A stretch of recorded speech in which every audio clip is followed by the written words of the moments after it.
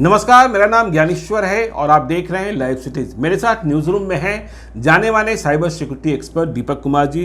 दीपक जी, आजकल आप cyber crime को देख ही रहे हैं कि इतने सारे मामले बढ़ रहे हैं और पुलिस पीछा छुड़ाने में लगी रहती है। पुलिस आईटी एक्ट में मुकदमा नहीं दर्ज करती है, आईपीसी में दर्ज कर लेती है। तो आप कह रहे हैं, आप तो सुप्रीम कोर्ट की तैयारी भी कर रहे हैं कि थानेदार मतलब इंस्पेक्टर साहब को इस कार्य से मुक्ति दे दीजिए, मतलब उनको आईओ बनाइए ही नहीं। जब इंस्पेक्टर साहब नहीं बनेंगे तो सब इंस्पेक्टर साहब बनेंगे। जब इंस्पेक्टर साहब को ही कुछ नहीं आता है तो सब इंस्पेक्टर साहब कहाँ से कुछ कर पाएंगे? बताएं क्या है और क्या मजबूरी है और क्या अनिवार्यता है आज की तारीख में? देखिए, सबसे पहली चीज़ें क्या है कि आईटी एक्ट लॉ 2000 में बना, उसके बाद उसमें काफ़ी अमेंडमेंट किया गया, 2008 में बना। 2008 में बनने के बाद उसमें एक लॉ बन गया कि कोई भी साइबर क्राइम से रिलेटेड इन्वेस्टिगेशंस होगा वो पुलिस स्टेशंस के एसएचओ उसका इन्वेस्टिगेशन, मतलब बड़ा बाबू भी करेंगे। हाँ, इंस्पेक्टर ही उसके एसएचओ करेंगे, वही उनके इन्वेस्टिगेटर, नीचे वाले नहीं कर सकते। जैसे ही आईटी एक्ट लगेगा, आईटी एक्ट लगेगा और नीचे वाले नहीं करेंगे जी। अब उनके साथ परेशानियां क्या आ रही है कि प्रत्येक मंथ में एक थाना में एवरेज जो है 4 से 5 केस रजिस्टर्ड होते हैं। बड़े थानों में लगभग सभी थाने, रूरल एरियाज में तो नहीं, सभी जगह अच्छा, है आज के डेट में है। रूरल एरिया में भी 2-3-4 केसेस जो है रजिस्टर्ड हो रहे हैं जी। और औसत माना जाए तो 4 से 6 जो केस जो है प्रत्येक पुलिस स्टेशन के पास, मतलब साल के 50 से 60 अगर एक तरह से केस देखा जाए तो एक एसएचओ की जिम्मेवारी बन जाती है 60 केस की इन्वेस्टिगेट। इसके अलावा पूरा थाना संभालना, पूरे थाना संभालना, आप समझ सकते हैं कि वीआईपी मूवमेंट भी करना है, सब चीजें जो है वो सब चीज़ों की जिम्मेवारी होती है। तो एक उनसे फिर एक उम्मीद लगाना कि प्रॉपर वे में इन्वेस्टिगेशन करें, यह प्रॉपर वे में संभव नहीं है, क्योंकि यहाँ तो बिल्कुल सुपर फास्ट काम नहीं कीजिएगा तो कुछ मिलना ही नहीं है। वो चीज़ें हैं जी।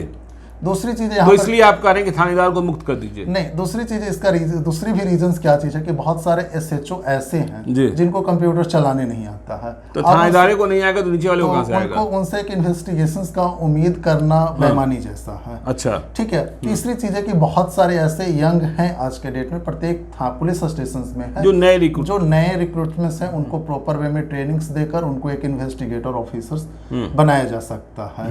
बहुत सारे ऐसे हैं, बहुत सारे एसएचओ आज भी ऐसे हैं जो बहुत अच्छे वे में इन्वेस्टिगेट करते हैं, ऐसा नहीं है, लेकिन उनके ऊपर जो प्रेशर आ रहा है वो चीज़ें जो है एक चुनौतीपूर्ण चीज़ें हैं।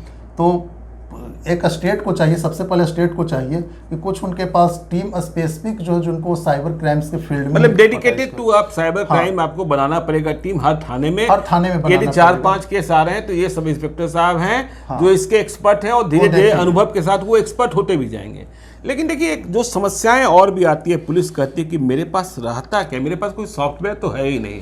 हमारे पास कहने के लिए वो भी 1 दिन में मिलेगा, 2 दिन में मिलेगा, 4 दिन में मिलेगा, एक सीडीआर मिल जाता है। देखिए, पुलिस के पास एक सीडीआर मिल जाता है। दूसरी चीजें जो है कि थाने का एनआईसी का मेल आईडी उनके पास है, जिससे वो किसी को, वो एसएचओ के पास है कि सारे सब इंस्पेक्टर के पास? नहीं, एक एसएचओ के पास है। अच्छा। जिससे वो सीआरपीसी 91 का प्रयोग करते हैं किसी से इन्फॉर्मेशन लेने के लिए, जो एविडेंस वगैरह कलेक्शन के लिए। वो जैसे मानकर चलिए कोई बैंकिंग फ्रॉड की घटनाएं घटी, उसका अकाउंट दिल्ली में है, तो दिल्ली में क्या कर सकते हैं, डायरेक्ट यहाँ से क्या कर सकते हैं, वो लेटर यहाँ से सेंड कर सकते हैं।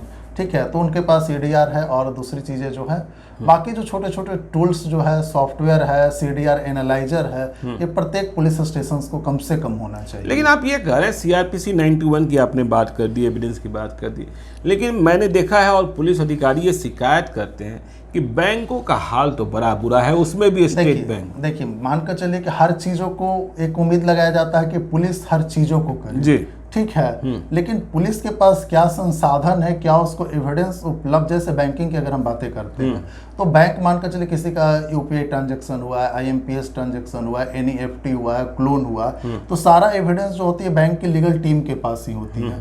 जब तक वो पुलिस को नहीं देगी, पुलिस एक डेग नहीं चल सकती है उसमें। तो जैसे हम लोग के पास एक लॉ बन गया है कि पासपोर्ट आपको वेरिफिकेशन इतने दिन में करके दे देना है, कैरेक्टर आपको इतने दिनों में दे देना है, चार्जशीट इतने दिन में कर देना है, चार्जशीट जो कोई कस्टडी में है तो इतने दिनों में दे देना है। तो उसी तरह से एक बैंक के लिए क्या होना चाहिए, एक रूल्स होना चाहिए कि कोई भी अगर इन्वेस्टिगेटर ऑफिसर आपसे रिपोर्ट मांग रही है तो उसका एक समय होना चाहिए कि इतने समय में आपको रिपोर्ट दे। मतलब आपका कहना यह है कि बैंकिंग जो सिस्टम है और जो बैंक्स है उनका एक दायित्व का निर्धारण होना चाहिए कि यदि आपको निर्धारण पुलिस ने होना चाहिए। मांगा है तो आपको 48 घंटे में या 72 घंटे में, क्योंकि वो रिपोर्ट उपलब्ध दे है, देना। आपको दे देना है, और नहीं दिए तो पनिशेबल है। पनिशेबल होना हाँ, चाहिए। ठीक है। कभी तो अभी मैं बता रहा हूँ, ऐसे केस है 13 लाख 20 लाख अकाउंट से ट्रांजैक्शन हो गया है और बैंक जो है 7-7 महीने से रिपोर्ट नहीं दी है। 7-7 महीने रिपोर्ट नहीं दी है। मैं खुद बता रहा हूँ, कई केसेस में 3-3 4-4 बार बैंक गया हूँ। अच्छा। एसबीआई को मैं इस चैनल के माध्यम से कह रहा हूँ कि एसबीआई को खास तौर पर इसमें सुधार लाने की जरूरत है। अच्छा, आप ये कह रहे थे कि देखिए जो समस्या है कि एसएचओ ही आईओ बनेगा, इन्वेस्टिगेटिंग ऑफिसर बनेगा, सब इंस्पेक्टर नहीं बन सकता है। इसके कारण इसका परिणाम ये होता है कि केस होना चाहिए आईटी एक्ट में और लोग केस कर देते हैं आईपीसी में, और इसका फायदा जो है एक्यूज को मिल जाता है। बाद में कहते हैं कि हम तो जब चार्जशीट करने का वक्त आता है तो आईटी एक्ट लगाते हैं। देखिए क्या होता है कि इतनी ज़्यादा उनके पास वर्क का प्रेशर है जी, इस कारण से वो क्या करते हैं कि जो भी साइबर क्राइम से रिलेटेड मामला आज के डेट में कई स्टेट में देखने को मिलेगा, वो क्या कर रहे हैं कि आईपीसी में दर्ज कर ले रहे हैं और पूरे इन्वेस्टिगेशन जो है सब इंस्पेक्टर से कराते हैं। लेकिन जब उन पर क्या होता है कि डीएसपी का सुपरविजन रिपोर्ट आता है जी। कि इसका आयु जो है इंस्पेक्टर बने, तब वो क्या करते हैं कि एसएचओ बनते हैं। या फिर जब चार्जशीट होता है उस समय जो है आईटी एक्ट में जोड़कर क्या कर दिया जाता है, चार्जशीट केस को कर दिया जाता है। आप एक बात और कहते हैं दीपक जी कि अब तो जिस तरीके की चुनौतियां हैं, एक सॉफ्टवेयर सरकार को डेवलप करना चाहिए कि हम ट्रैक कर सकें कि यदि हमारे साथ कोई साइबर क्राइम हुआ और हमने रिपोर्ट लिखाई तो उसमें डेवलपमेंट क्या है। देखिए कोई भी साइबर क्रिमिनल्स जो होते हैं सारे ट्रांजैक्शन वो घर से एक कोना में बैठकर आपके साथ फ्रॉड करता है। हाँ, या किसी खेत खलिहान में। उसी तरह से पुलिस के पास एक सॉफ्टवेयर ऐसा डेवलप होना चाहिए कि एफआईआर होने के बाद उसकी सारी प्रोसेस जो है ऑनलाइन हो जानी चाहिए। जैसे एफआईआर हुआ है, अगर मानकर चलिए सोशल साइट्स है तो स्पॉट जो सोशल साइट्स को कौन सा डेट और टाइम में उसने रिपोर्ट किया है, सोशल साइट्स कब उसे रिपोर्ट दिया है, तो सारी चीज़ें एक ऐप होना चाहिए जिससे कि एक नियंत्रण हो सके और ओवरव्यू जो है स्पॉट हो सके कि कौन सा केस का क्या स्टेटस है। स्टेटस मालूम होता रहना चाहिए। हाँ, ताकि हम केस को फॉलो कर इसके सकें। ऊपर के अधिकारी जो है वो उसको क्या कर सके, देख सके, बैंक देख सके कि मेरे के यहाँ कितना पेंडिंग्स है।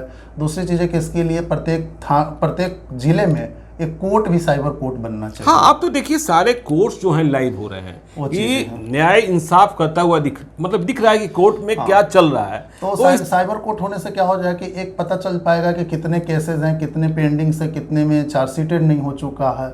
ऐसे डिफरेंट जो है पुलिस के पास जो होता है, डिफरेंट मजिस्ट्रेट के पास होता है। नहीं, जिस तरीके से आप बात कर रहे हैं कि यदि सॉफ्टवेयर हो जाए, कोई एप्लीकेशन इस तरीके से सरकार डेवलप कर ले तो लोगों को मालूम भी होगा कि हमारे केस पर कुंडली मार के कौन बैठा है। और इसकी जिम्मेवारी केंद्र सरकार को होना चाहिए, क्योंकि नहीं, फिर तो देखिए स्टेट पुलिस और उसमें तो ये तो फिर विवाद का विषय हो जाएगा कि नहीं, जैसे पासपोर्ट वेरिफिकेशन से नहीं, पासपोर्ट तो देखिए गवर्नमेंट मतलब मिनिस्ट्री ऑफ एक्सटर्नल अफेयर्स का मसला है, और ये जो फिर ये तो विवाद का विषय। देखिए हाँ, ठीक है। जैसे अभी भारत सरकार ने एक साइबर क्राइम पोर्टल बनाए हुए, हाँ, cybercrime.gov.in बनाए हुए, तो उसी को एक इम्प्लीमेंट करने की जरूरत है। हाँ, उसके साथ एक इम्प्लीमेंट करने फिर स्टेट गवर्नमेंट को कोऑर्डिनेट करना पड़ेगा। हाँ, कि वहाँ आपको सारा कुछ अपलोड कीजिए और ये कीजिए। तो आपने समझा कि क्या हो रहा है और क्या जरूरत है।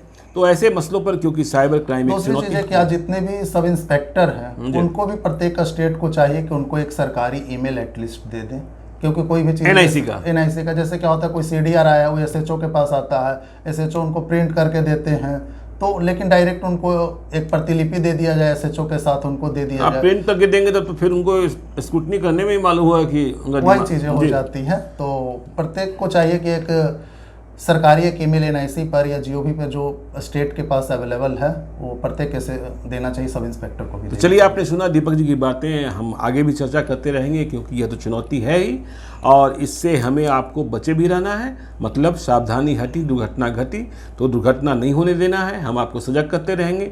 आप देखते रहिए लाइव सिटीज को। यदि अब तक आपने हमारे यूट्यूब चैनल लाइव सिटी को सब्सक्राइब नहीं किया है तो जरूर कर लीजिएगा, और यदि इस वीडियो को आप फेसबुक पेज के माध्यम से देखें तो पेज को लाइक कीजिएगा, ट्विटर पर भी हमें फॉलो कीजिए। धन्यवाद।